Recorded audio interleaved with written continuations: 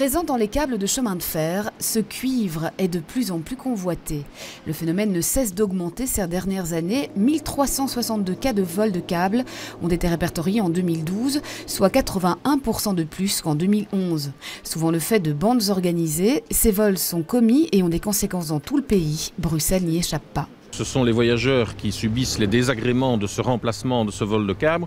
Je veux aussi souligner les conditions de travail des travailleurs de la SNCB qui aujourd'hui sont confrontés à des vols de plus en plus violents. Et donc ça aussi, il faut évidemment prendre les mesures pour protéger le personnel. 3 heures de retard par jour en 2012, voilà l'un des effets occasionnés par ces déprédations. Pour s'attaquer au phénomène, ils s'y sont mis à 4 ministres pour un plan de lutte, avec un volet sensibilisation auprès des acteurs concernés, agents, riverains, ferrailleurs notamment, mais aussi le renforcement de la présence policière.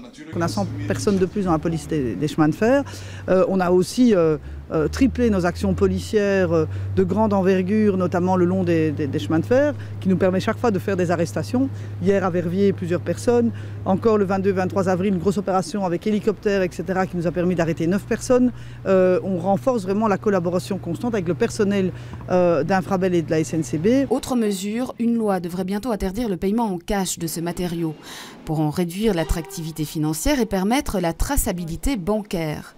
Il est prévu également de donner la qualité d'officier de police judiciaire à une partie du personnel de la SNCB, d'Infrabel et de la SNCB Holding afin qu'ils puissent dresser un PV s'ils sont confrontés à un vol.